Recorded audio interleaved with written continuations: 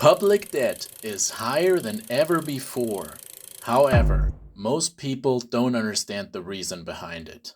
I'm a macroeconomist, and in this video, I'm going to walk you through a simple example economy that builds up public debt to bust some false beliefs. I'll show you the real reason for public debt and outline a solution to the public debt problem. All over the media, you see people who believe that the reason for government debt is that the government just isn't capable of responsible housekeeping, like a solid business or a solid household. They believe that we need to reduce government debt, but without reducing private financial wealth. They also believe that the government just needs to reduce its spending to match its income. Or more precisely, starting with a budget deficit of X dollars, the government can either cut expenditures by X dollars or raise taxes by X dollars to balance the budget. And some people even believe that if the government was run well, it didn't have any debt. Unless you are new to economics, you've certainly heard some or even all of these beliefs before. There's just one little thing about them: they are all wrong. The main problem with these beliefs is that people look at the issue from a microeconomic perspective. They all know how a household works. They all know how their little business works. They live in a microeconomic world. But government debt is a macroeconomic issue. Let me show you what I mean. Let's say you as an individual are running a deficit. Each month you make $1,000, but you spend $1,100. That means you run a deficit of $100 each month. So what can you do? Your first option is to cut spending.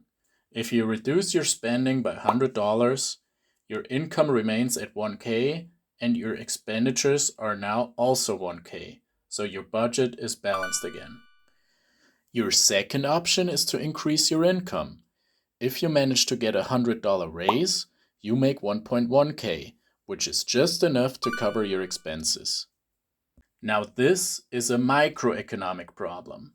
Why? Because you're such a small entity compared to the entire economy that the changes in your behavior don't change the situation of the overall economy in any meaningful way. I mean, sure, the supermarket has slightly lower sales if you decide to spend $100 less a month. And yeah, your employer is in a slightly worse financial situation if he has to finance your higher salary. But the supermarket where you used to spend your extra $100 won't go bankrupt and fire a lot of employees when you reduce your consumption. Likewise, your employer won't have to go out of business just because of the higher expenses on your salary. This is because we're dealing with a small change compared to the size of the economy. So to analyze this situation as a microeconomic problem is perfectly fine. Now the problem is that people who are used to these microeconomic situations apply their thinking to a macroeconomic issue like government debt. They think, for example, that if the government cuts its spending by $2 trillion, the rest of the economy won't be negatively affected. But that's simply not true.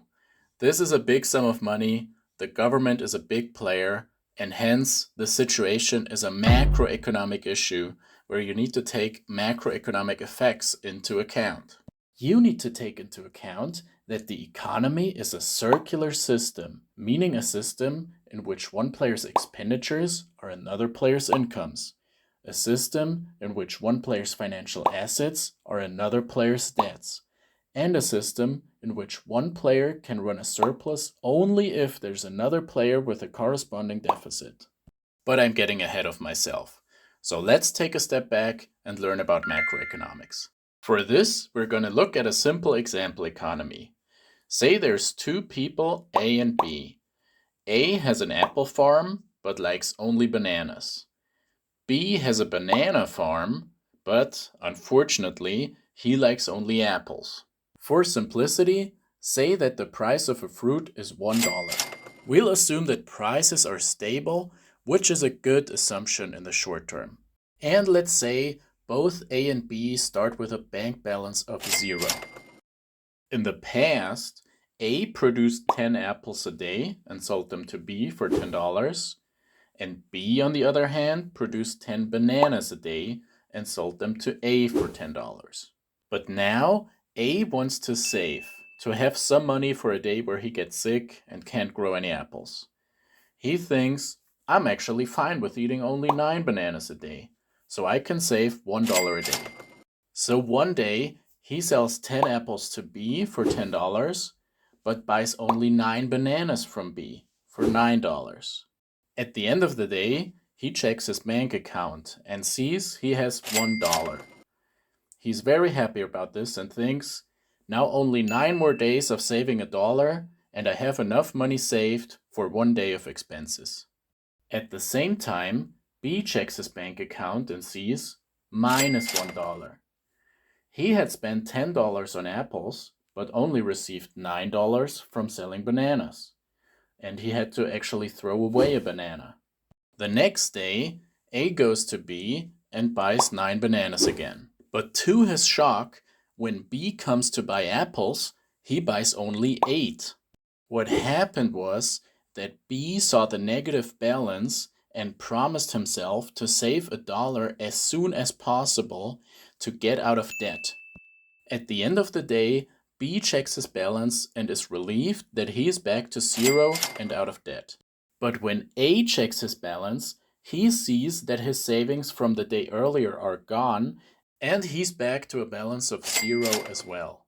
The next day, A expects B to buy 8 apples again, and he's really determined to save money, so he goes to B and buys only 7 bananas for $7. But since B doesn't want to go into debt again, he also buys only 7 apples that day. The following day, both A and B sell only 6 apples and 6 bananas, and 1 day later, only 5. The economy is in a recession, and if that dynamic is not stopped, everybody will end up very poor. The reason for the recession is a macroeconomic effect. One person's spending is another person's income.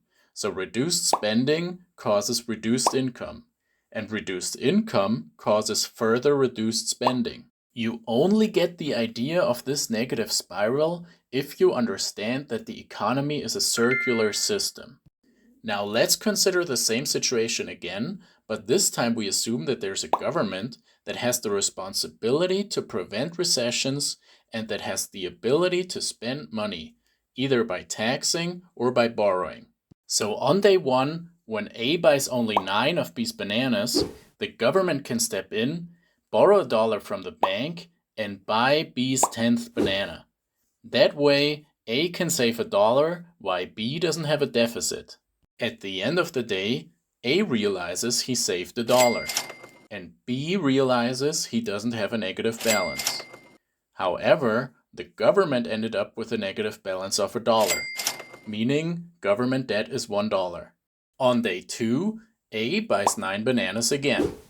And again, the government needs to have a deficit of $1 to keep the economy running. At the end of the day, A ends up with savings of $2. And the government ends up with an accumulated debt of $2.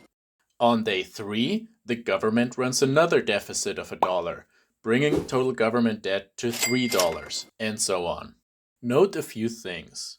First, a government deficit can be necessary to keep the economy running.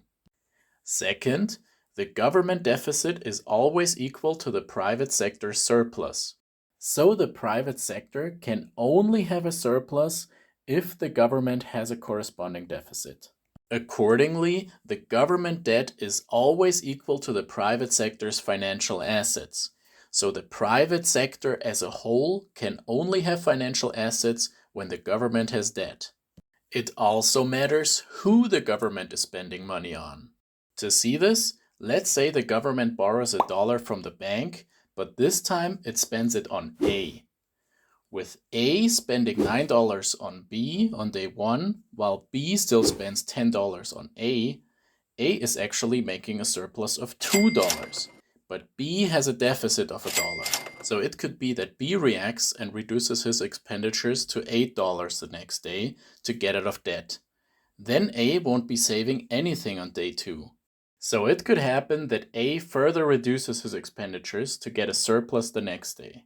Note also that financing the government expenditures with taxes wouldn't work. To see this, let's say the government spends $1 on B, but this time it finances it not by borrowing, but by taxing A. In this case, A wouldn't actually be saving anything by spending $9. Then A would probably spend $8 the next day to try to save some money. But if B doesn't want to go into debt, he would cut his spending as well. Again, A wouldn't have saved anything and might further reduce his expenditures the next day. We'd have the same dynamic that leads to a recession of the economy. We are now in a position to debunk the beliefs from the beginning of the video and understand the real reason behind government debt. Belief number 1. The reason for government debt is that the government just isn't capable of responsible housekeeping, like a solid business or a solid household. That's wrong, because the government of a country is not some microeconomic entity like a little household or a little business. What the government does influences the macroeconomic situation, and the government has a responsibility to keep the economy running. And sometimes that means that the government needs to run deficits and run up debt to prevent a recession. Number 2, we need to reduce government debt, but without reducing private financial wealth.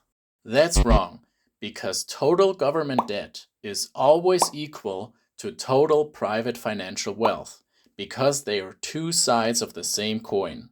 Therefore, trying to reduce government debt but without reducing private wealth will always fail because it's logically impossible. Number 3, the government just needs to reduce its spending to match its income. But the government spending is not independent from the government's income. We need to keep in mind that the economy is a circular system. If the government reduces its spending, that might just cause an economic downward spiral that reduces tax income, which might then actually increase the deficit. Starting from a budget deficit of X dollars, the government can either cut expenditures by X dollars or raise taxes by X dollars in order to balance the budget. Again, this is simply wrong because the government's income is not independent from its expenditures, because it's a big player in the macroeconomy. But also, the government can't just cut any spending or raise taxes on anybody. It matters who the government taxes and who the government spends money on. Balancing the government's budget is tricky because in general, spending cuts weaken the economy, but also tax increases weaken the economy. So all these discussions about how to balance the budget are lacking the logic of macroeconomics that we have shown in our little example economy. Finally, we have the belief that if the government was run well, it didn't have any debt, which is maybe the most naive of the beliefs about government debt that we have covered today. It's wrong because government debt is necessary that the private sector can have financial wealth, like money in the bank. Because as we have seen, the government debt is always exactly equal to the sum of the private financial wealth. By the same logic, deficits, meaning rising government debt, are needed that the private sector as a whole can save and build financial wealth. Now that we know that the real reason for government debt is that it's needed for private wealth to exist, and that it's a byproduct of keeping the economy running, I want to stress that of course the government can have too much debt or deficits that are too high. High government debt levels mean that there are a lot of private claims. If people want to exchange a lot of those claims for goods in a short period of time, there will be high inflation. And an excessive government deficit can also cause too much spending and hence inflation. So what's the solution to excessive government debt? To think about that, let's go back to our example. And let's say that the government has been running a deficit for 100 days, so that now it has a big debt pile of $100. A, in turn, has been running a surplus for 100 days and now has financial wealth of $100. Let's also say that A always spends $9 if his wealth is above $10, because then he has enough for buying his apples even if he is sick for one day. In this case, the government can run a surplus without causing the economy to collapse by taxing A $2 a day. Now the government runs a surplus of $1 and A runs the corresponding deficit of $1. At the end of the day, A's financial assets are reduced to $99, and accordingly, the government debt level has shrunk to $99. If they keep their spending like that, the next day the government will again have a budget surplus of $1, can repay another $1, and government debt will fall to $98, and so on. But note, if the government had taxed B instead, B would have had to reduce his spending and the economy would have suffered. So who the government taxes matters. Now let's take what we learned from this example and think about what is needed to solve a government debt problem in more general terms. First, if we agree that we are in a situation in which the government has too much debt, we need to accept that reducing government debt means reducing private wealth, simply because it's one and the same thing. One player's debt is another player's asset. We also need to agree who we want to take private wealth from. Next, we need to understand that the economy is a circular system. If we take a significant amount of wealth from one group of people, either by cutting spending on them or by increasing taxes on them, they might spend less money themselves, and therefore income will be missing in the economy. The whole economy might have a downturn, and the government deficit might actually increase as a consequence of efforts to balance the budget, because of lower tax revenue and higher unemployment benefits. Also, we need to consider the issues of incentives and fairness. If you tax productive activities too much, people will stop doing these activities. And it's also unfair taking too much from people who generate wealth. So in general, you want to tax productive activities as little as possible, whereas taxing unproductive activities is less problematic. And finally, the policy has to be socially acceptable. So you have to make sure that the people who are barely hanging on economically are not negatively affected. Let me say here that the situation gets a little easier when you introduce real investment and monetary policy, but that's a topic for a whole different video and doesn't change the fundamental logic explained here. In fact, in the past, governments had too much faith in monetary policy and were generally not successful in bringing down government debt because they didn't consider one or more of the 4 points I just explained. Now let's sketch a simple solution to the excessive government debt problem that's in line with the 4 points. One possible solution is to take a group of rich people who are not productive, don't contribute anything to society, but simply spend money that they didn't make themselves. Super rich inheritors. The effective inheritance and estate taxes are very low all around the world. In the US, for example, they are less than 1%. So there's plenty of room to raise taxes on multi-million-dollar inheritances a little bit. To offset the negative effect of reduced consumption by the super rich inheritors and to keep the economy running, you could simultaneously lower taxes on a very productive activity: working. Workers usually have to pay around 20 to 40% in income tax, so there's a lot of room to cut taxes there. Conveniently, on average, workers spend a higher share of their income than rich inheritors, so the income tax reduction that is needed to offset the negative economic effects of the increased inheritance tax is smaller than the increased tax revenue from inheritances. This means you could significantly lower the budget deficit and avoid a government debt crisis while the economy keeps running fine. This solution satisfies all the 4 criteria for reducing government debt. 1. Someone loses private wealth. The super rich inheritors who lose a small share of their wealth due to taxation. 2. We are not just looking at the sums of government spending and taxes, but we're keeping in mind who we tax and who we spend money on. So by lowering taxes on working people, the economy can be kept running stable. It keeps incentives intact and is fair.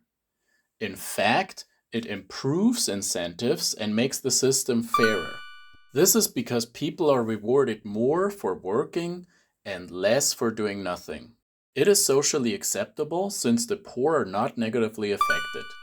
In fact, they are positively affected since all the hardworking people living paycheck to paycheck get a little relief. One difficulty when implementing this policy is to make sure that the rich don't evade the tax by moving their wealth to another country, for example. Another difficulty is that the lobby of the super rich will try to fight such a policy. And of course, other solutions are also possible. But I want to stress that they need to satisfy the four criteria above to be successful. And most proposals actually don't. So next time you hear someone in the media say that we have to pay back the national debt and that it can be done by just cutting government spending, I hope you now understand what absolute nonsense that statement is from a macroeconomic perspective. And I hope you have a rough idea what really needs to be done to solve the government debt issue. If this video was helpful for you, you can check out this one here as well. So have a great day and stay interested.